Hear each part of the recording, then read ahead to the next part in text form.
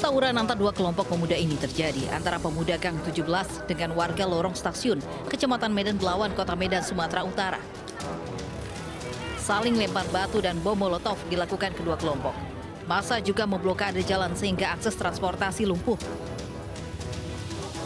Polisi yang tiba di lokasi melepaskan tembakan gas air mata untuk melerai tawuran. Tapi aksi polisi ini justru memancing emosi kedua kelompok yang bertikai. Polisi justru menjadi sasaran lemparan kedua kelompok massa. Aksi tawuran ini merupakan buntut tawuran yang terjadi pada bulan Ramadan lalu yang tak kunjung selesai. Dalam bentrokan ini, sejumlah pemuda terluka terkena lemparan batu.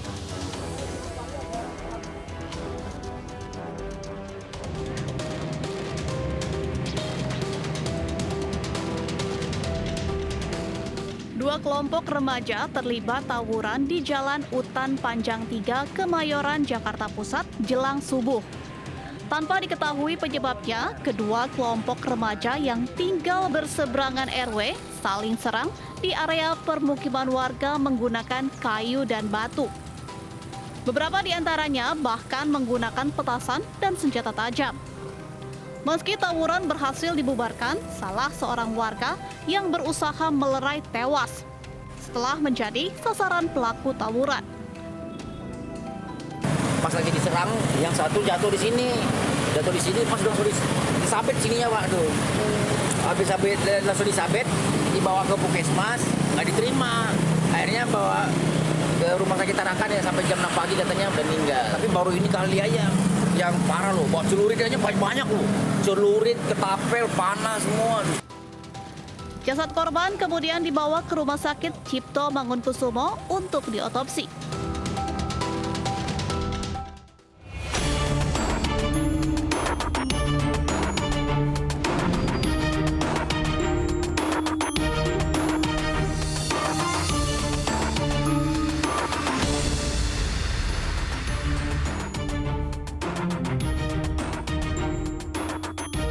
Kenakalan seorang anak sejatinya merupakan wujud kepribadian dan juga kreativitas.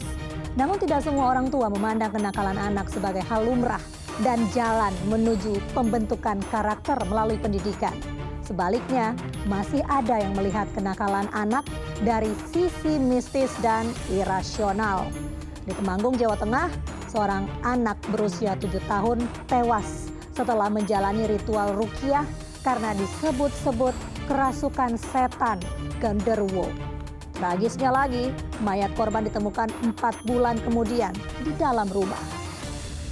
Pemirsa, selain kekerasan terhadap anak, selama 1 jam ke depan, Realita juga akan menghadirkan berita-berita kriminal pilihan. Bersama saya, Mirva Suri.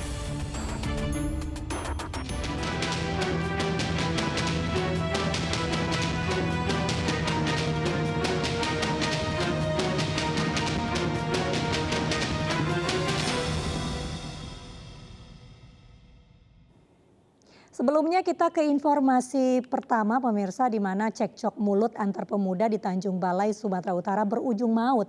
Seorang pemuda tewas terkena senjata tajam setelah dikeroyok kelompok lawan. Perkelahian diduga akibat masalah sepele.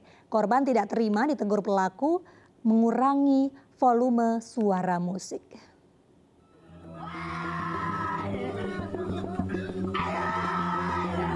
Ibu Dandi Irwanda menangis histeris melihat tubuh anaknya terbujur kaku di Rumah Sakit Umum Kota Tanjung Balai, Sumatera Utara. Korban tewas akibat terkena senjata tajam. Terlihat dari rekaman kamera pengawas, korban dikeroyok oleh sejumlah pemuda.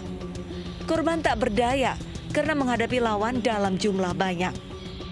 Berbekal kamera pengawas dan olah TKP, polisi menangkap 2 orang pengeroyok. Kapolres Tanjung Balai AKBP Putu Yuda Prawira menegaskan pengeroyokan dipicu masalah sepele. Selain korban tewas, 1 orang lain menderita luka berat. Karena ada perselisihan paham akibat dari suara musik yang terlalu keras. Jadi ada kelompok yang sama-sama duduk di situ menegur, kemudian merasa tidak senang, tidak terima, kemudian melaporkan kejadian tersebut kepada. Kedua tersangka terancam hukuman 7 tahun penjara. Polisi kini memburu 2 pelaku lain yang diduga kuat terlibat langsung menganiaya korban hingga tewas. Polisi menangkap 2 selebgram di Makassar, Sulawesi Selatan. Keduanya ditangkap karena menganiaya selebgram lainnya hingga videonya viral di media sosial.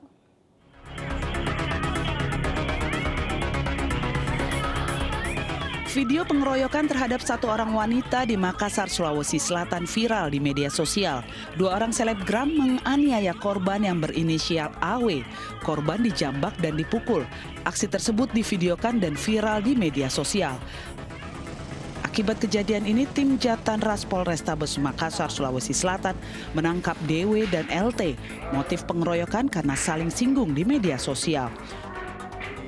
Unit Jatanras melakukan penyelidikan dan berhasil mengamankan 2 terduga pelaku, yang dimana 2 pelaku tersebut kedua belah pihak merupakan selebgram di Kota Makassar.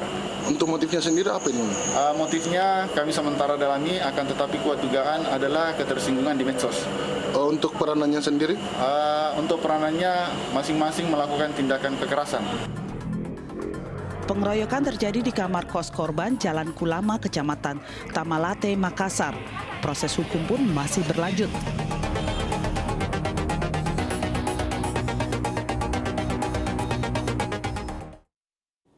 Pemirsa, sejumlah pelajar di Jambi ditangkap polisi karena mengeroyok dan menganiaya pelajar lain dengan senjata tajam hingga tewas. Pengeroyokan berujung maut ini terjadi akibat para pelaku kesal karena kalah dalam pertandingan futsal.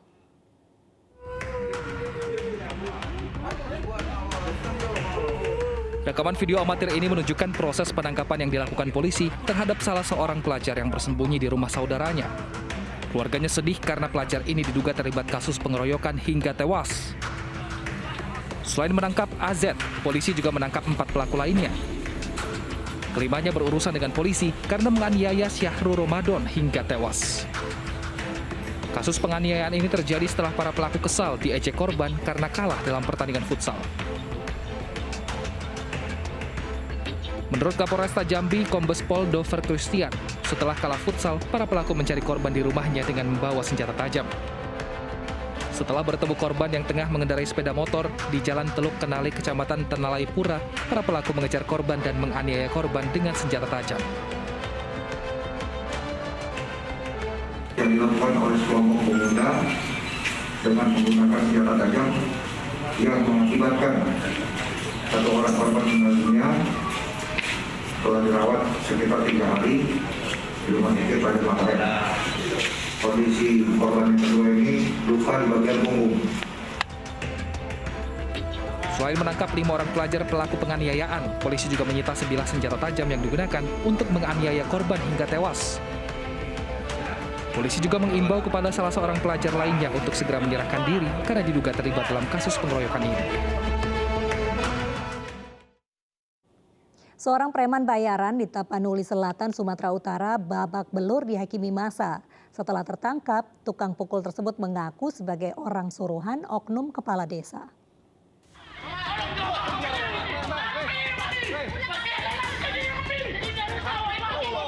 Seorang tukang pukul bayaran jadi bulan-bulanan warga Tapanuli Selatan, Sumatera Utara saat bersembunyi di salah satu rumah warga. Pelaku tertangkap saat menganiaya salah seorang warga desa Situmba bersama 2 temannya yang kabur.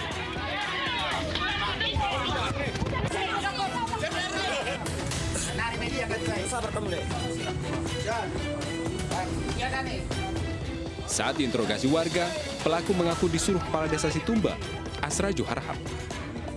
Penganiayaan bermula dari saling hujat di media sosial terkait pengelolaan dana desa Situmba antara kepala desa dengan salah seorang warganya. Kepala desa yang diduga kesal menyuruh 3 tukang pukul untuk menganiaya korban, Takbir Siregar. Kasus ini tengah dalam penanganan aparat Polres Tapanuli Selatan, Sumatera Utara. Seorang pemuda di Kabupaten Sika, Nusa Tenggara Timur tewas diduga dikeroyok rekannya usai mengkonsumsi minuman keras. Polisi kini mengamankan 3 pelaku.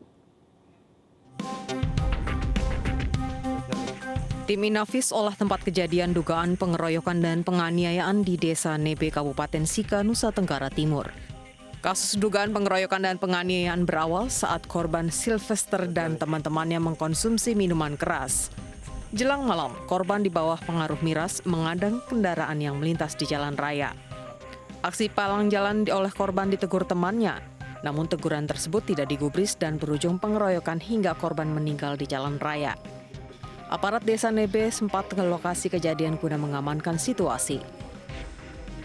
Jasad korban dibawa ke UGD Puskesmas Watu Baing. Sementara 3 orang pelaku dugaan pengeroyokan diamankan polisi. Panggil RT sekaligus Limas di Dusun Warmita. Kami berempat dari sana langsung ke rumah duka. Sampai di sana dengan tidak tahunya langsung masuk ke dalam rumah, ketemu dengan keluarga. Sudah cerita lepas seperti biasa. Kami datang pun orang sudah siap dengan tenda semua. 3 orang pelaku menjalani pemeriksaan lebih lanjut di Mapolres Sika.